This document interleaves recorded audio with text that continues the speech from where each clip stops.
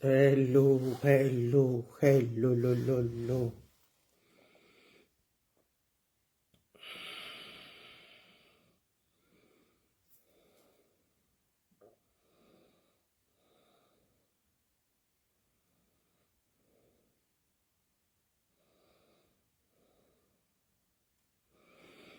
Hmm.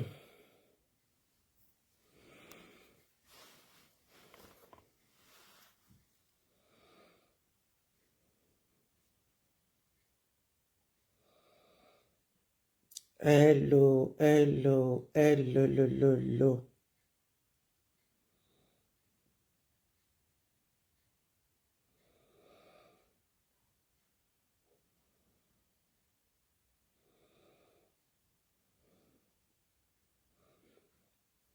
Hello, everyone. Just want to kí n ṣàkànṣe program yìí sílẹ̀. Adé máa gẹ̀ẹ́tì ẹ̀ ní kálukú adé máa mú tiẹ̀ tó bá di ojúmọmọ.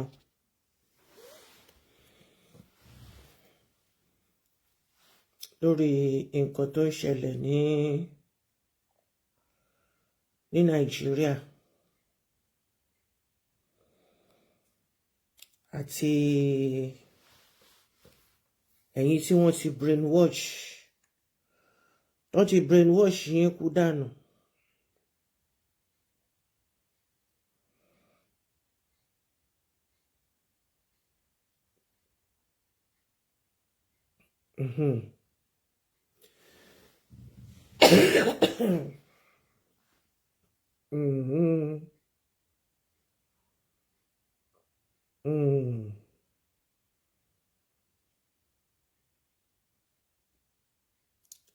Nǹkan ṣẹlẹ̀ o.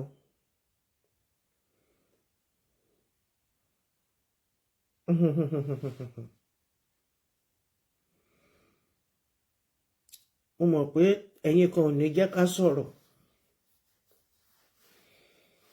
Ẹ̀yin kan ò ní jẹ́ ká sọ̀rọ̀ tá bá fẹ́ sọ. Tá bá fẹ́ dárúkọ ẹ̀ nígbà. Ẹ ní gbọ́ ẹ̀ nígbà. Ẹ máa ṣe bí ẹni tó ti ṣépè fún ni. But ẹ ṣáàjẹ kájọ yára wa létí.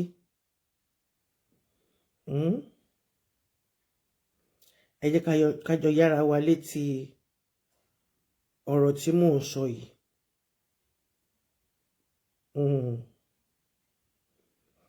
Ẹ jẹ́ ká yára wa létí.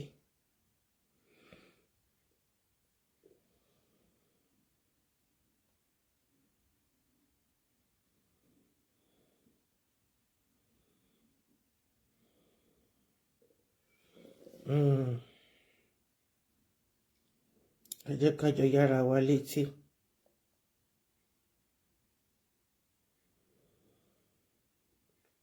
Ṣé rí, mo fẹ́ sọ nípa pásítọ̀ kan ni. Àwọn pásítọ̀ tẹ́ ń pè ní Living Day churches. Àwọn tẹ́ ń pè bẹ́ẹ̀. Àwọn la fẹ́ sọ̀rọ̀ nípa wọn.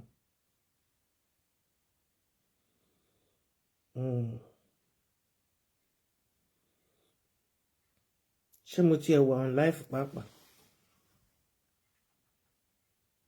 Okay, mo wà on live.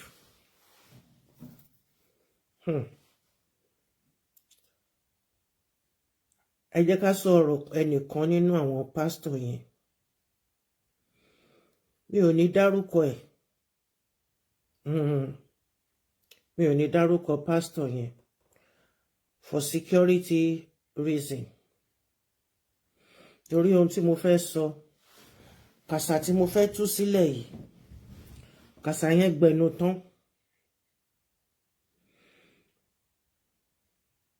Mo kàn fẹ́ sọ díẹ̀ nínú ẹ̀ ni o. Just tóńtóló. Mo kàn fẹ́ sọ nínú ọ̀rọ̀ these so-called pastors.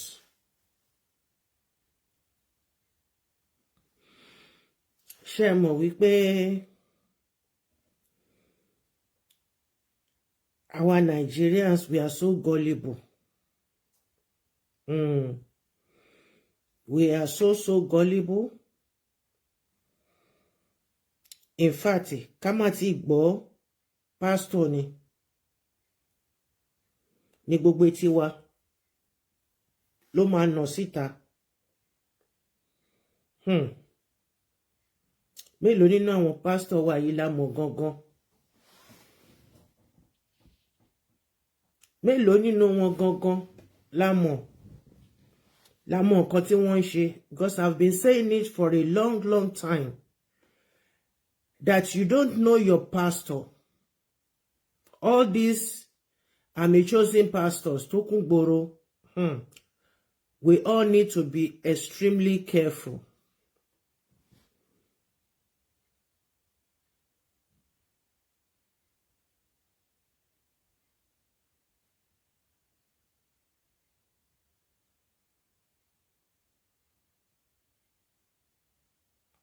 Ǹjẹ́ mo pastor yín? How well? Ẹ̀yin tẹ́ ń jà fún pastor yín. I've been saying it. You know, this thing is been in my archive for a long time. For a long time, but I just woke up now. And with all that is going on in Nigeria, and everyday night vigil,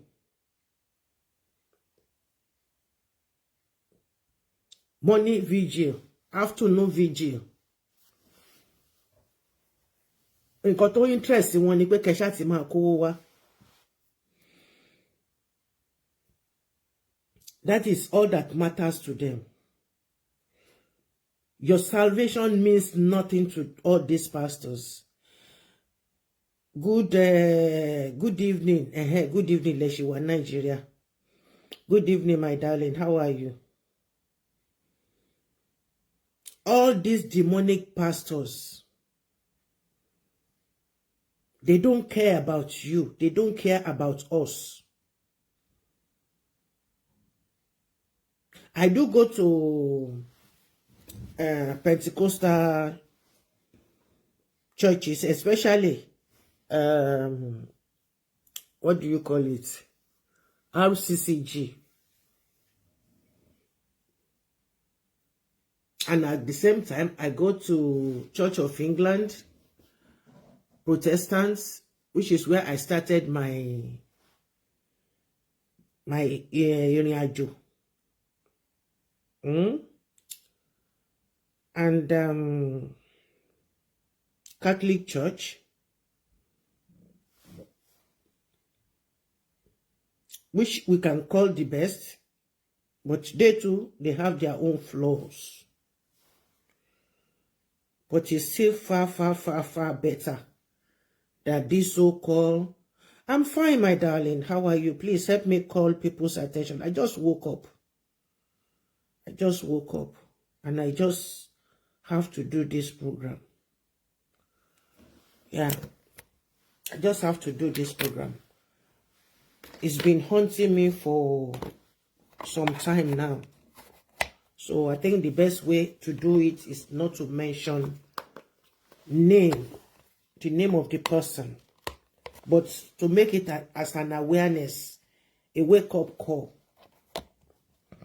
A wake-up call. You see, in this, our Nigeria of today,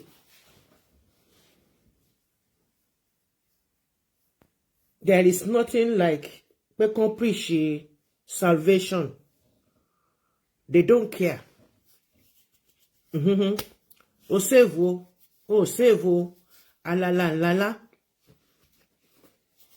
What a pity. Tí n bá ń sọ fún ẹ̀yin èèyàn wípé ẹ mọ̀ àwọn pastor yín, tí n bá ń sọ wípé àwọn tẹ́ ń bá jọ́sìn, àwọn demons lẹ ń bá jọ́sìn, I know why I'm saying that. Ẹni tí mo fẹ́ mú ọ̀rọ̀ ẹ̀ wá láṣàlẹ̀ òru yìí, mi ò ní dárúkọ ẹ̀, but mo mọ̀ pé òun fúnra rẹ̀ gan á ti mọ̀ pé òun ni mo sọ̀rọ̀ nípa ẹ̀. Ara àwọn olókìkí Nàìjíríà ni àwọn tó jẹ́ pé tán bá ń bọ̀ báyìí gbogbo ọmọ ọjọ́ máa ṣubú lulẹ̀ ni.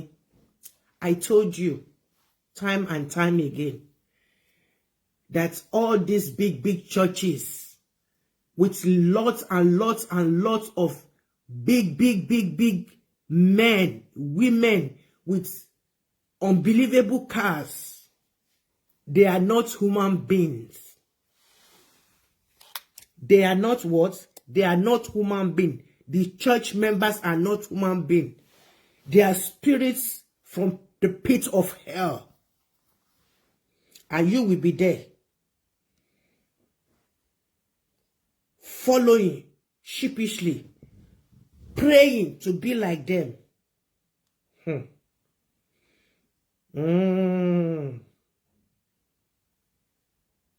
Ẹ yé fi Ogunlogo tọrọ. Ẹ yé fi Ogunlogo tọrọ, because you don't know where the person is coming from. Stop praying to be like your pastor. Stop praying to be like your mommy Gio. Èmi tí mo sọ̀rọ̀ yìí gan, don't even pray to be like me, because you only know me via media.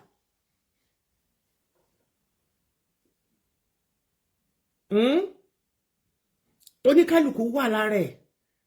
But this so-called, I'm choosing, new orin tó wà ní Nàìjíríà nìyẹn sìn. Everybody ní choosing. Any parish you go or any church you go, and they always have 2-3 services on Sunday, and the church is always filled up to the brim. Check your life. Check yourself. Since you've been coming here, what has changed in your life? Even if you have any one of them that says they want to adopt you or adopt your child, listen, my people. Because they feel like helping you. They are not helping your life, oh. They are taking your soul. They are taking your children's souls. They are taking your life. They are taking their future. A pastor that cannot put hand in his pocket and help a member, and that member will have something to show for it. Tell me, what are you doing in that church?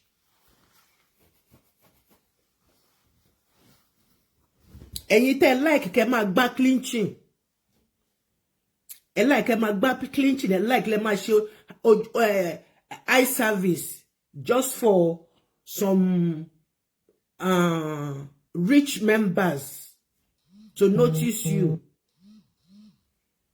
to help you, to solve your problem. It's only God that can solve your problem. Ọlọ́run ọba Olódùmarè nìkan. The Lord God Almighty, the creator of heaven and earth, of all that is seen and unseen, is the only one that can help you financially, spiritually, morally, and physically. Tonight's program, I just woke up and I'm moved to come and do it. I've been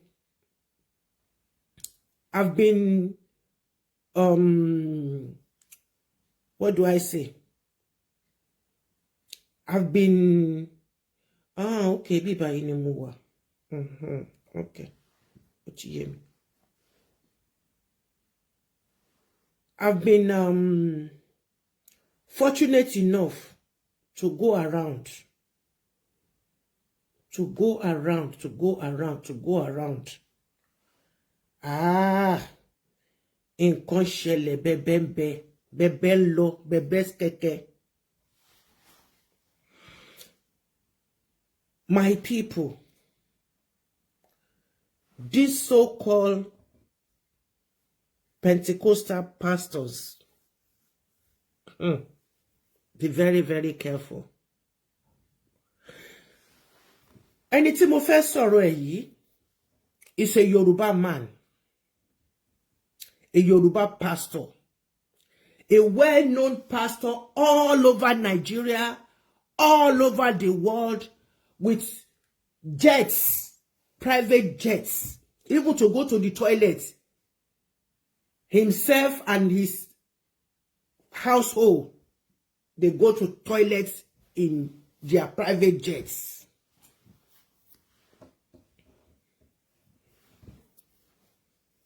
The children, the money they have, they cannot even finish it till the whole wide world is wiped away. But still, they still continue to steal from member. It's not that they need that money, but they just have to take it. Because ohun tó kó wá fún wọn, wọ́n lè sọ pé wọ́n ní gba owó. Òun ló ṣe jẹ́ pé tí ẹ bá fún wọn ní owó yẹn, wọ́n tún máa ṣépè sí. Wọ́n tún máa gégùn irú irọ́ tí bàbá Adébóyè pa wípé ni tí kò bá san táìtì inú iná ló ń lọ. Àwọn kẹ̀dẹ̀ ní tó ń ba ayé àwọn èèyàn jẹ́. Rí ilé ayé wọn bó ṣe ń polúkú muṣu lórí mídíà.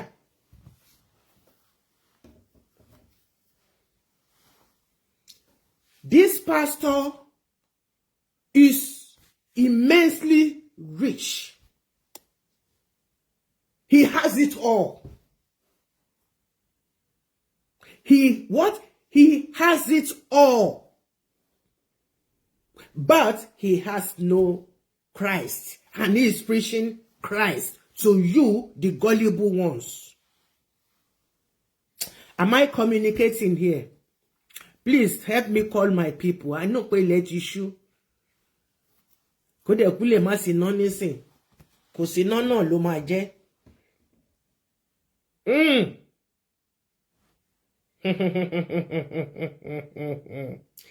This pastor preaches lies. He preaches wealth, prosperity, everything that is beautiful, but they will never preach salvation, because he himself is not saved. His household, the entire family, they are not saved. So, ìran Luciferi ni, irinṣẹ́ Luciferi ni, ó dẹ̀ gbọ́dọ̀ kérò wọlé, nítorí pé ọmọdé ò débi ẹrù. Lóní kò sí nǹkan tó ń jẹ́rù. Tọ́mọdé bá débi ẹrù, ẹrù á bà ni. Mo mọ̀ pé pẹ̀lú àwọn àǹjọ̀nú tóun náà tó ń rí lójoojúmọ́. Pẹ̀lú àwọn àǹjọ̀nú tó ń rí lójoojúmọ́. 24/7 pẹ̀lú àwọn àǹjọ̀nú, pẹ̀lú àwọn demons tó ń yọ sí lójoojúmọ́. And all the appeasement that he needs to do every day, every morning, every afternoon, every evening. He has no peace of mind.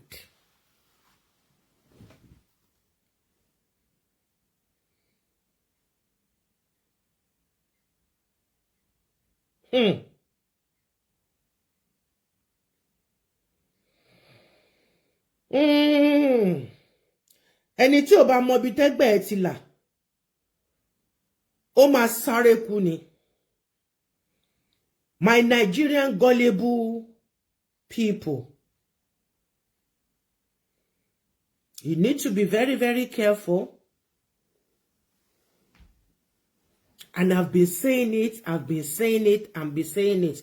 My counter is not working on my normal page, but I'm seeing people from another device. God bless you. Thank you all that are behind the scene. I welcome you all. We are talking about Nigerian pastors. I cannot talk about other countries' pastors, though I know them. But Nigerian pastors, they are liars, cheater, thieves, demon. Gbogbo ọmọ church not if burú bọ̀tán. Níwọ̀n bá tó wà ńbẹ̀. I've been saying it. When you enter a so-called church or gathering, and the people there wọ́n lọ salalu on every Sunday service, no special occasion. No special occasions here. On Sunday service. And you see millions of people. And they continue building and building and building churches. Ohun tó wà lẹ́yìn ọ̀fà, ó ju òjé lọ.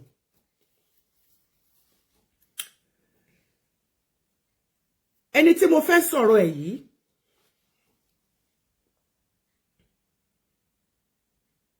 akúṣẹ̀ ni.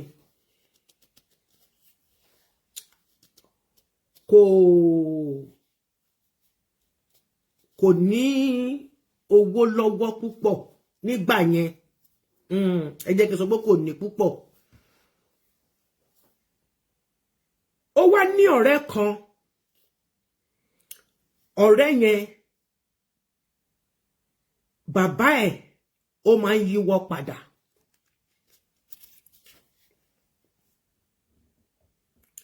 Gẹ́gẹ́ bí mo ṣe gbọ́. Nǹkan tí mo sọ yìí, ọ̀rọ̀ tí mo sọ yìí, I have it over a year ago. I have this story over a year ago.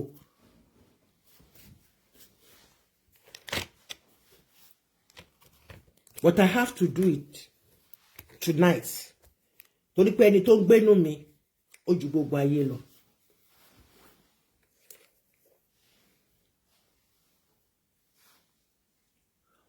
Ọmọkùnrin yẹn, ó wá mú ọ̀rẹ́ yìí, ló bá mú lọ sí ọ̀dọ̀ bàbá ẹ̀, pé kí bàbá òun kó jọ, kó bá òun ṣe àjò ajé, bó ṣe máa rí business gbà. Bóyá jẹ́ pé contract, irọ́ tó pa sílẹ̀ nìyẹn o. Contract, ẹ káàbọ̀ mami, I cite you from another device. Kí ló dé tẹ́ wà níta? Ẹ ní wà níta, ẹ máa bọ̀ nulẹ̀. Ẹ máa bọ̀ nulẹ̀, ẹ máa bọ̀ nulẹ̀. Orí wall lẹ́wà, mi rí yín nínú page. Àbíbo ni mo ti ń sọ̀rọ̀ ibẹ̀ náà. So, ẹ bá mi pè àwọn tó kù, ẹ bá mi jí wọn tán bá ti ń sùn. Now, bàbá ẹ̀ wá sọ pé ó ṣúọ̀ pé nǹkan tó fẹ́ ṣe yìí ó fẹ́ fi ṣe ọrọ̀ ajé ni, ó fẹ́ fi jẹ́ pé kí àwọn tí ojú ẹ̀ lọ́kàn yé fi ọwọ́ ọlá gbá ẹ ní ojú ni, torí gbogbo wọn náà ni wọ́n máa ń jáde bó ṣe parọ́ o, wọ́n ní bó ṣe parọ́ o. Ẹ káalẹ́ ìyá mi, God bless. Mo ti rí yín nínú ilé. Ẹ káalẹ́ ma, God bless you. Ẹ bá mi pè àwọn ẹbí wa wọlé. Mo ṣe jí nìyí.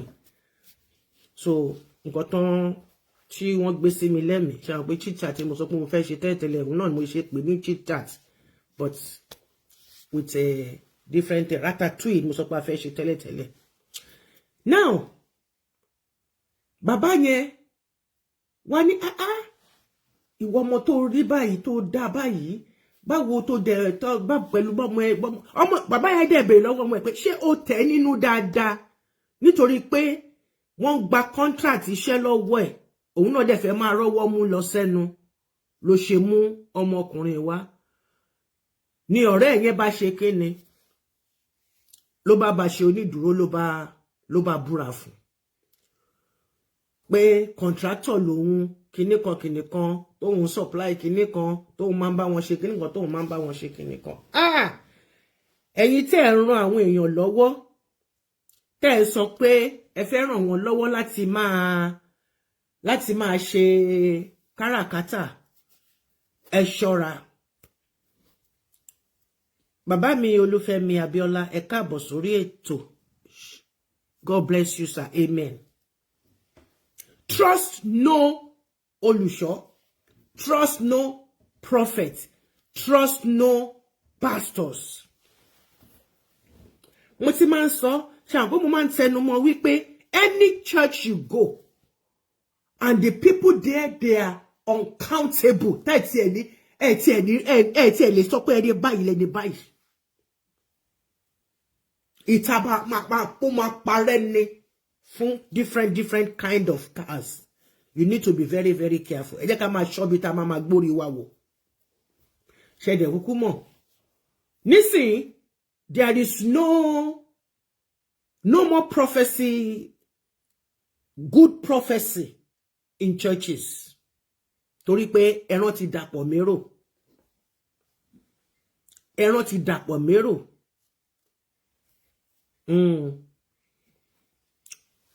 Òkú ló ń jíṣẹ́.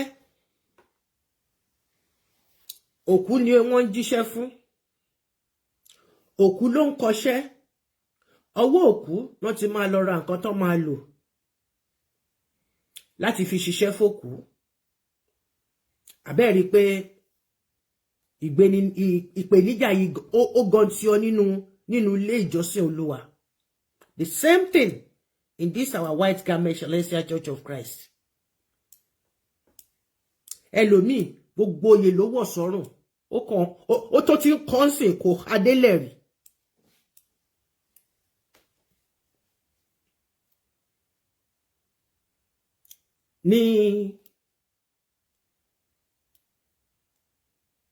As I was told, bàbá yẹn bá sọ pé kí ọmọkùnrin yẹn kó lọ kó padà wá, òun máa ronú nǹkan tóun lè ṣe láti fi ràn lọ́wọ́, pé kóun náà lè máa bẹ́pẹ́ pé kán yé máa gba contract ní ọwọ́ ẹ̀.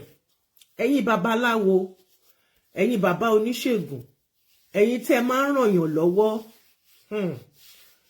ìrànlọ́wọ́ mà níbi tó mà lè dé dúró. Àṣejù mà nírun àyàfóbìnrin.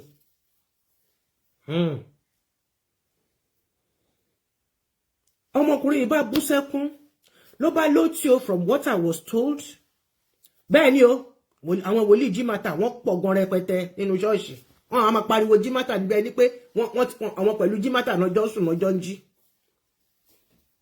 Ọdẹ kọ̀dẹ̀ pariwo jímátà òun ni ọ̀rọ̀ tí jímátà ń sọ fún wọn ò lè lanu kó sọ jáde síta. Ja Michael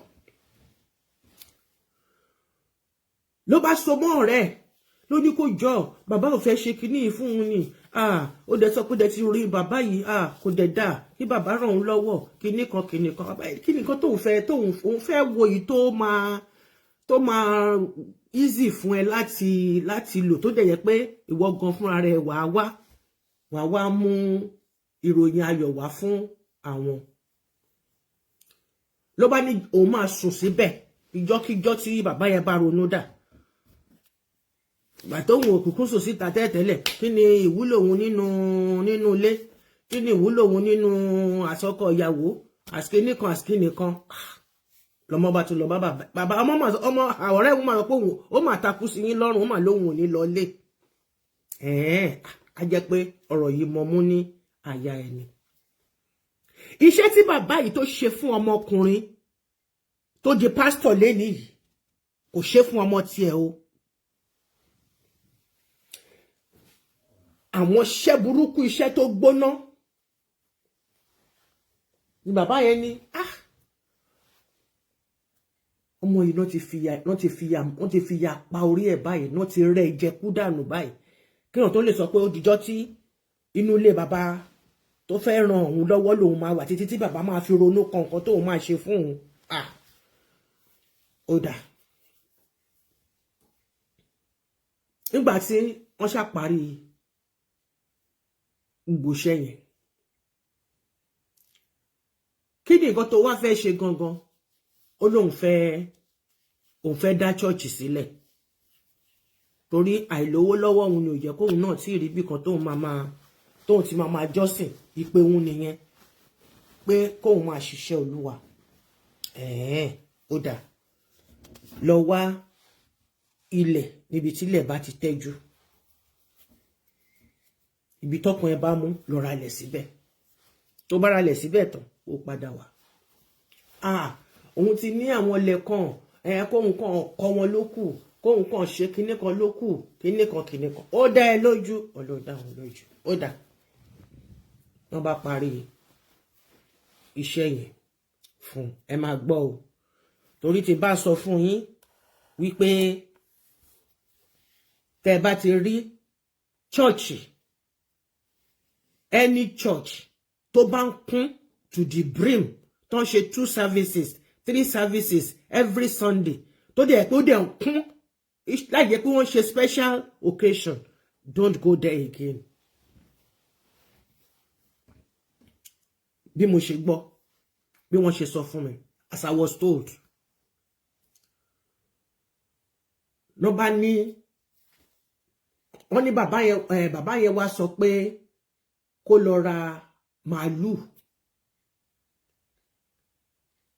Kó lọ ra màálù. Màálù yẹn ni ara màálù yẹn ni wọ́n máa parí iṣẹ́ sí.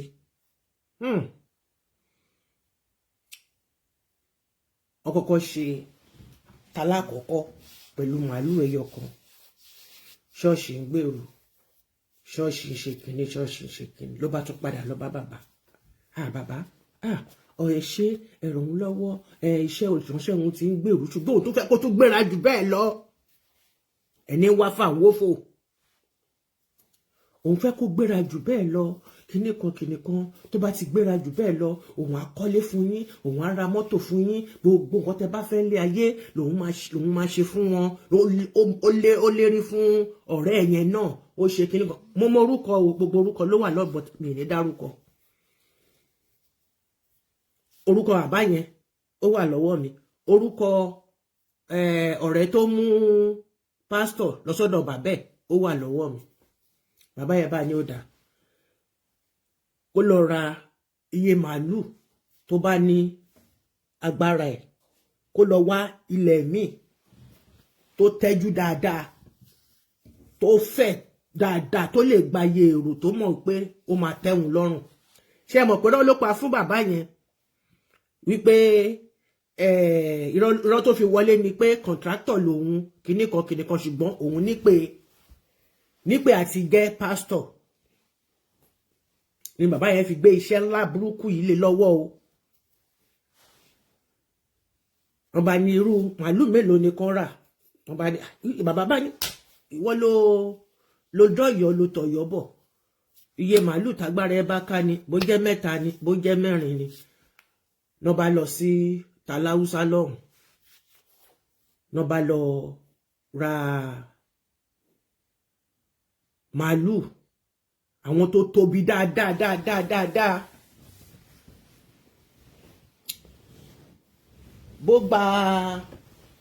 Bó gba làpó ni o, bó gba gbọ́múlé láńtà ni o, bó gba bank overdraft ni o, bó yáwó ní báǹkì ni o. Ẹ jẹ́ ká fi yẹn lẹ̀. Ló bá lọ sí ìlú àwọn aláwùsá lọ́hùn, as I was told. Ló bá ra odidi trailer màálù. Kìí ṣe àwọn ìnúmẹ̀ màálù o, àwọn màálù tó kátó gidi. Ṣé dẹ̀ mọ̀ pé tí wọ́n bá dẹ̀ ń kó màálù bọ̀ láti aláwùsá lọ́hùn, àwọn darandaran wọn náà máa wá pẹ̀lú ẹ̀. Wọ́n máa jókòó sí orí òkè yẹn pẹ̀lú àwọn ẹran yẹn, so that wọn kò ní sí bóyá bí accident, bóyá wọ́n máa fò jáde kankan bẹ́yẹn láti káàmù wọn down. Nọ́bà ó ti lọ wálẹ̀ kílẹ̀ tẹ́jú dáadáa, as I was told. Nọ́bà ní kó lọ gbẹ́ ilẹ̀ kan gbẹ́lẹ̀ yẹn kó jìn dáadáa. In fact wọ́n ní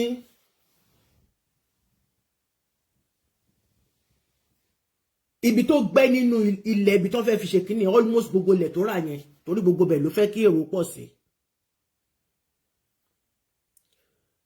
Mi rí kó sọ nǹkan kan mọ́ bóyá nẹ́tíwọ̀kì ni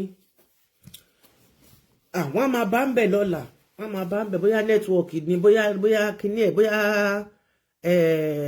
kí náà ti ń pè bá orí tẹlifóònù ẹ̀ dẹ̀ ti lọ. It is well. Bóyá mi ṣe you know màmí lọ́mọ mi as the spirit direct òun ni mo ṣe ń ṣe yìí.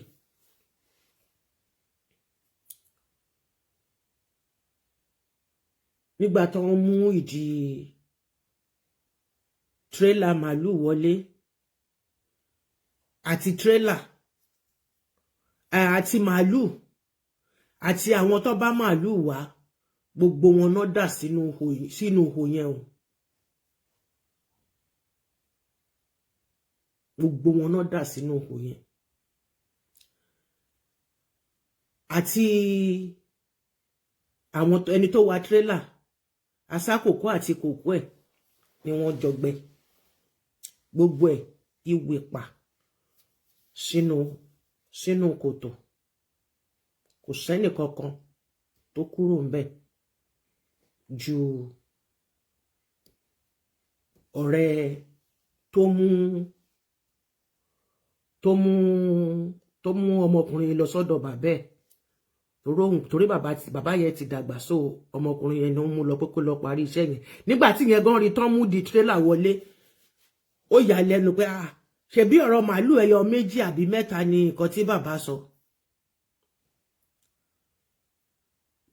Bó ṣe dá gbogbo àtẹni tó wà àtàwọn tó wà bẹ́ẹ̀ àti gbogbo àtàwọn mẹ́ẹ̀ tí wọ́n gbé mẹ́ẹ̀wá àti mẹ́ẹ̀ àti gbogbo ẹ̀ àtẹni tó wa mọ́tò ìwì pa kẹ́ bá lè mọ̀ pé ọmọkùnrin tó pèrè ẹ̀ ní pásítọ̀ yìí ó dẹ̀ ṣì wà lórílẹ̀‐èdè Nàìjíríà yẹn oúnjẹ ó mu ó yan fanda. Wọ́n á dẹ̀ tún máa píríṣì wọ́n á tún máa sọ pé àwọn sọ̀rọ̀ Ọlọ́run. Àwọn tó máa bo ilẹ̀ yẹn àwọn yẹn náà wà bẹ́ẹ̀ o nígbà tán da gbogbo ẹ̀ sí tán ṣe mọ̀ pé wọn gbọ́dọ̀ leave traces according to nǹkan tí ọmọkùnrin tó sọ jáde nígbà tí Olúwa tọwọ́ bọ̀ lẹ́nu. Gbogbo àwọn tí wọ́n lọ síbẹ̀ àwọn tí wọ́n gbà pé kán bá wọn gbẹ́ kòtò àti kán bá wọn dé padà nígbà táwọn yẹn tí wọ́n rírú ẹ̀ rí kò sí kankan nínú wọn tó kúrò ńbẹ̀. Gbogbo wọn náà bò mọ́lẹ̀ ńbẹ̀ pátábámú. Ibi tí ọ̀rọ̀ ti wá lu jáde rèé. Ṣé mọ̀ wípé irú nǹkan bẹ́ẹ̀ yẹn so it means pé bí kinní yẹn bó bá ṣe ń decay bẹ́ẹ̀ ni motivational speaker calling themselves pastors that is true. Bọ́n ṣe ń decay lèrò ṣe ń pọ̀ sí lèrò ṣe máa pọ̀ sí lówó ṣe máa pọ̀ sí ní gbogbo ẹ̀ ṣe máa pọ̀ sí. Torí èmi tí mò ń sọ wípé òkú ló pọ̀ jù nínú church mi. Tẹ́ bá dé church mi báyìí orí yín adédé máa dìde ní join. Ìmí gan wọ́n fi irú nǹkan bẹ́ẹ̀ yẹn bẹ̀rẹ̀ ṣùgbọ́n torí pé kàn bá lè boost ẹ̀ up tẹ́ wá máa padà débẹ̀ a year later wọ́n ti boost ẹ̀ up. Kò sí nǹkan kan tó máa kankan mọ́ nínú fún gbogbo àwọn ọmọ ọjọ́. Nígbà tí kìíní wá bẹ̀rẹ̀ sí ní búyọ tó kékeré bẹ̀rẹ̀ sí ní kàn. Ṣọ́ọ̀ṣì yẹn ni òun ni the best òun ni òun ló sì lérò jù òun náà ṣe iṣẹ́ ìyanu wá ń ṣẹlẹ̀ iṣẹ́ ìyanu abracadabra ó wá ń ṣẹlẹ̀ torí bàbá yẹn rí lè ṣe iṣẹ́ yẹn nǹkan tó jogún lọ́wọ́ bàbá ẹ̀ tí kò lò fún ọmọ tiẹ̀ tó nítorí pé òun ò fẹ́ kí ọmọ òun kówó wọ̀ lójú Ọlọ́run á gbé olóore wá fún òun ló ṣe fún ẹni yìí o, as I was told. Ǹjẹ́ mọ̀ pé ọmọkùnrin tó pásítọ̀ yìí nígbà tí ọwọ́ ẹ̀ dẹ̀ tán kò tí ẹ̀ rántí bàbá tó ṣoògùn fún débi tó máa kò rántí ọ̀rẹ́ débi tó máa rántí bàbá tó ṣoògùn fún àbí kò rántí bàbá tí ó gbé iṣẹ́ lé lọ́wọ́ àbí ọmọ bàbá kò rántí wọn mọ́ kò tiẹ̀ fẹ́ ní kankan ṣe pẹ̀lú wọn mọ́. Gbogbo ìlérí àti májẹ̀mú tó ṣe òun máa ràn wọ́n lọ́wọ́ òun máa sókè dílẹ̀ òun máa ṣe kinní kan òun máa ṣe kinní kan kò sí kankan kò rántí èràn òràn létí.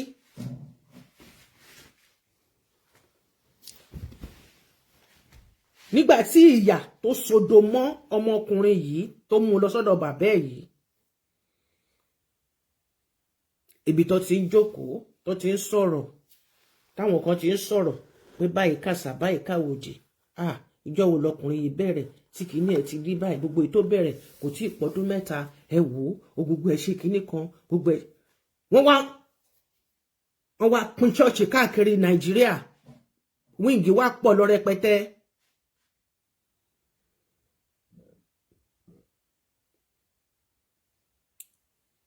Bàbá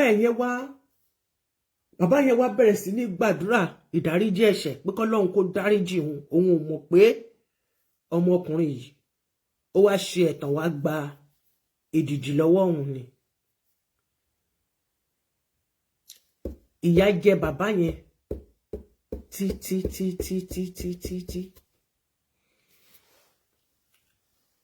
ọmọ tó mú lọ náà ó mà rí gbẹ̀ńlẹ̀ ó mà pé lówó torí ta gbogbo ara ló fi ṣiṣẹ́ yẹn fún pé tọ́rẹ́ wọn bá ti lówó ọ̀rẹ́ wọn á fowó mọ̀.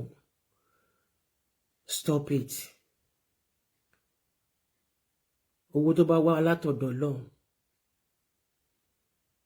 lẹ́lòmíì lè fi mọ̀yàn. Ṣẹ̀rá àwọn tó ń ṣe 419 tẹ́rí yẹn àwọn yahoo boys hardly ló máa fi rí ìtó máa sọ pé òun fún ẹ lówó ìpé kó lọ fi ṣoríire.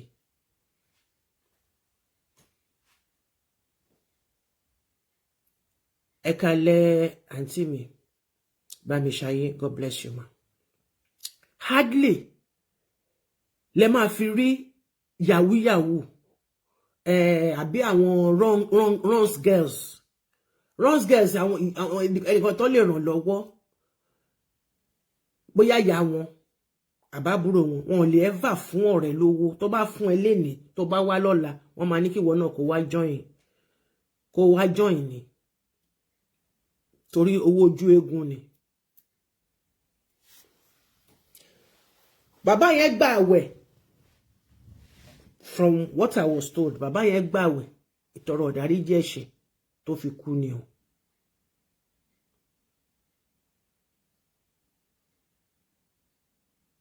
Ìyà jẹ bàbá yẹn torí bàbá yẹn ti gbọ́kànlé pé tó bá yẹ pé òun mọ̀ wípé ọmọkùnrin yìí nǹkan tó fẹ́ wá ṣe rèé òun ò ní ṣiṣẹ́ ńlá tó báyìí fún. Òun rò pé títọrẹ ọmọ òun bá ti dá tọmọ òun náà ti dá ni òun náà ti bọ́ sáyé ni kò rántí wọn títí dọ̀la. Pásítọ̀ yìí dẹ̀ wá Nàìjíríà ń bẹ̀ yẹn òun lẹ́yìn pè ní àwọn dádì yìí jí o tán bá ń preach tán bá ń rìn lọ tán bá ń rìn bọ́ ẹ máa dìde.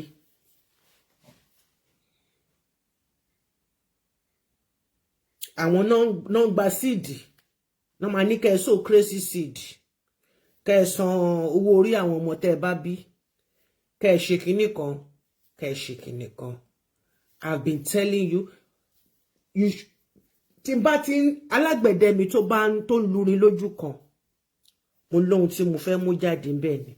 I've been saying it that anywhere you go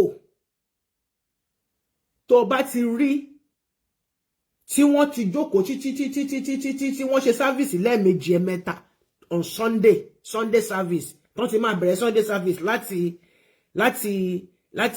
8 o'clock láàárọ̀ tí èrò máa kún bẹ́ẹ̀ bíbá tó máa tún gbé ti 10 o'clock jáde tèrò tún máa kún bẹ́ẹ̀ rẹpẹtẹ tó tún máa bẹ̀rẹ̀ service ti 2 o'clock tèrò tún máa the same èrò náà ni pẹ̀lú àwọn crazy cars crazy jeep.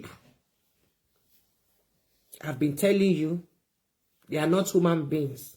They are nothing but ghosts. Ghosts.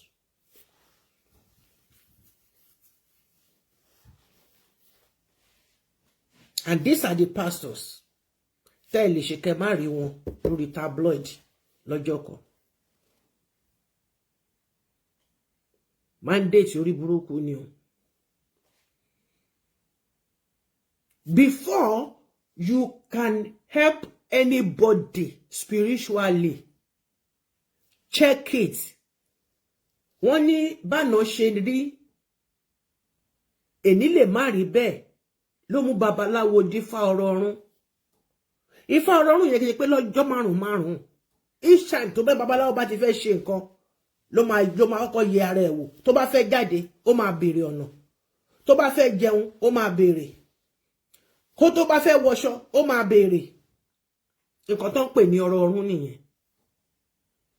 Ní pé wọ́n dífá ọ̀rọ̀ ọ̀run. Kì í ṣe pé jọ́ márùn-ún. Ó dẹ̀ máa ń lọ béèrè lọ́wọ́ wọ́n máa ń lọ béèrè lọ́wọ́ ara wọn. Imagine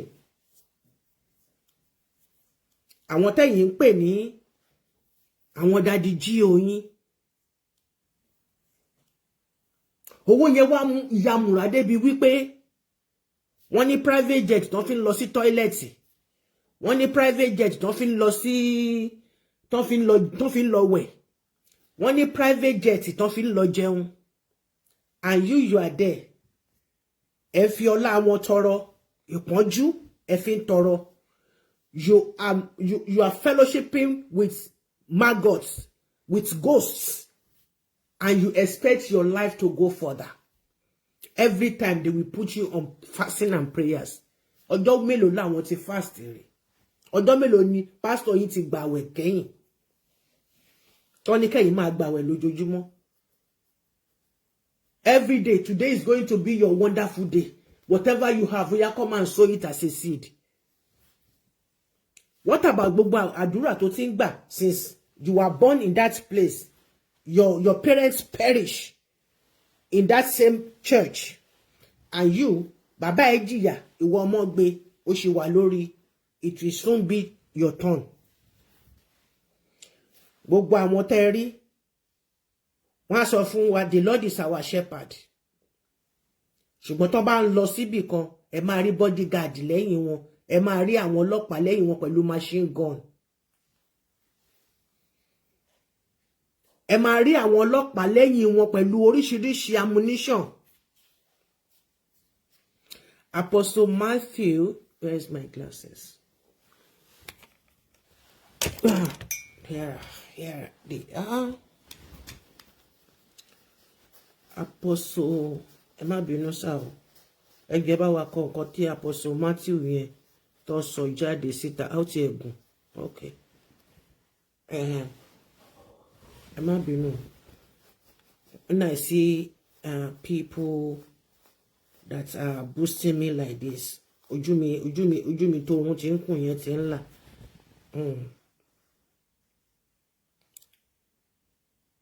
Okay, Apostle Matthew speaks about the so-called GO in Matthew 7.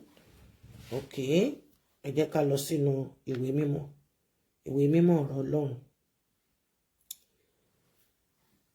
In Matthew 7.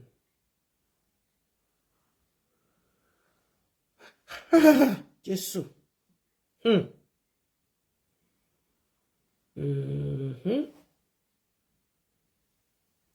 Ó ga o. Bàbá yẹn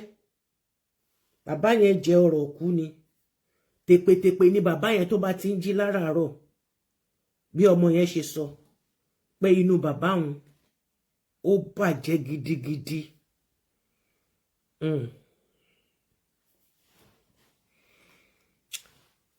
Let's read. Book of Matthew, chapter 7, verses 21 to 23. I read thus. Not everyone that saith unto me, Lord, Lord, shall enter into the kingdom of heaven, but he that doeth the will of the Father which is in heaven. 22.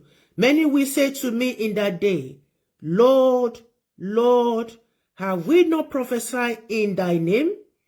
And in thy name have cast out devils, and in thy name done many wonderful works.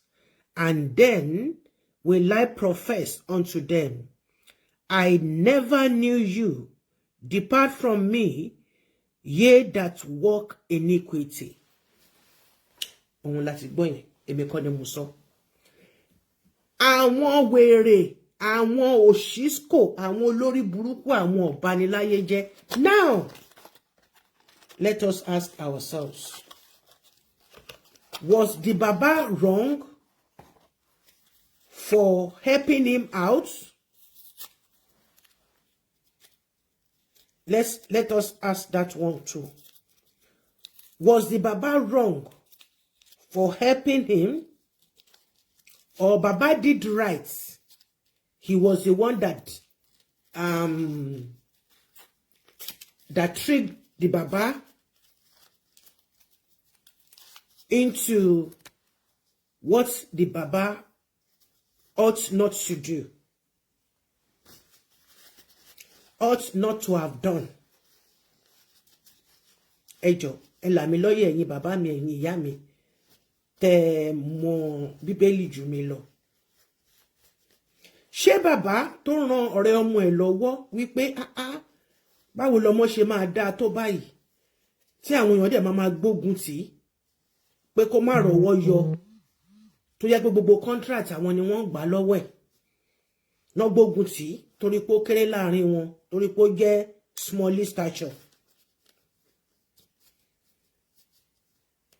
Òun dẹ̀ ní ẹni tí ó dẹ̀ ní ìpè ni, ó dáa kúkú jẹ́ kóun kúkú ràn ẹ́ lọ́wọ́ pẹ̀lú ìpè ẹ̀, kí ìpè ẹ̀ kó fọhùn. Ṣé bàbá yẹn ni ó ṣe nǹkan tí ò dáa ni, àbí bo ni ká gbé sí? Who is at fault here? Who is faulty?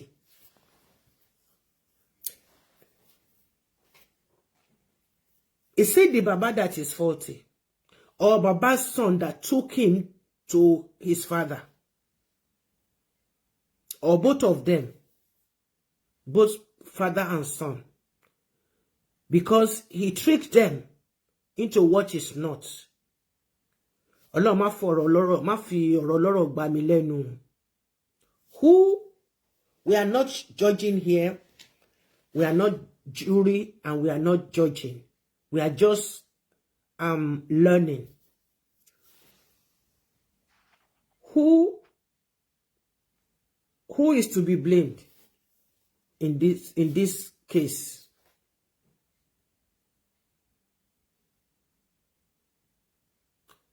God bless each and every one of us. Àní kò sí páńpẹ́ ayé, ìdààmú làásìgbò, Ogunlogo, àní forí gbé o.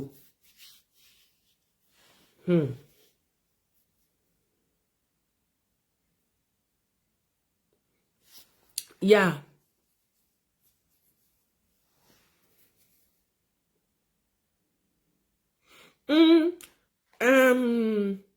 You see, most of these things, they are not ought to do it for themselves. They are to do it for people, and any yellow ma wa mu ọrẹ wá. Any yellow ma mu ọrẹ wá. I'm not siding anybody here. I'm not siding the Baba. You understand me? I'm not covering up for the Baba, but I want share, I want kini wọn wọ̀nyí bí pé ẹ mọ̀ pé wòlíì gan kì í rí problem are solve.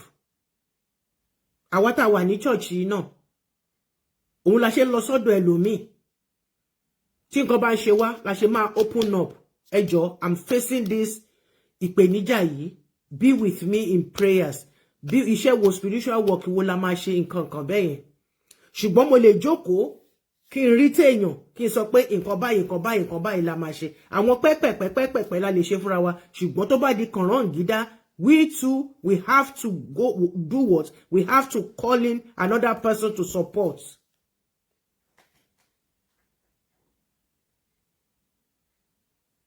Because it's what is promised the Bàbá.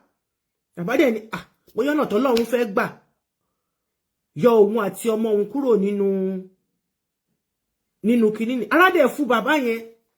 Ara fún pé lọ́kọ̀ padà wá tó bá dijọ́ méje ni. Ó níbẹ̀ ló máa kú sí. Ọjọ́ bẹ̀rẹ̀ lọ́jọ́ méje yẹn máa gbà ló máa bá òun.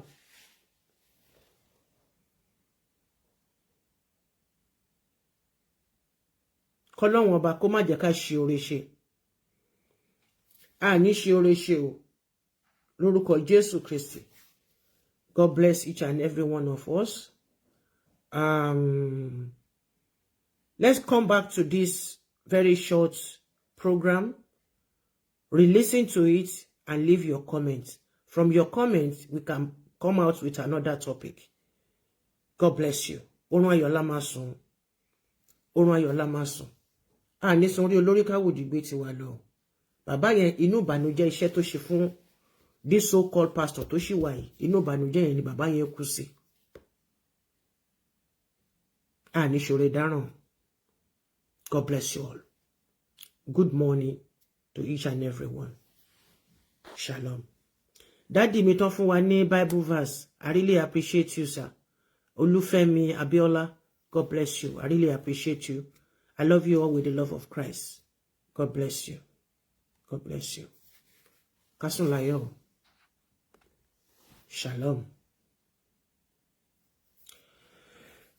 Ní ṣoore ṣe o, ní sórí olórí àwòdì onígbé ti wà lọ. Bàbá ti ṣoore, ó ti ṣoore kan báyìí. Ẹ jọ̀ọ́ ẹ bá mi padà wá. Leave your comments, leave your views. Then Bible passages and anything that you want to use to back this program up. That pastor, he's dying slowly now, but he's still fighting it. He's dying slowly. Yeah, I can tell you that much. God bless you.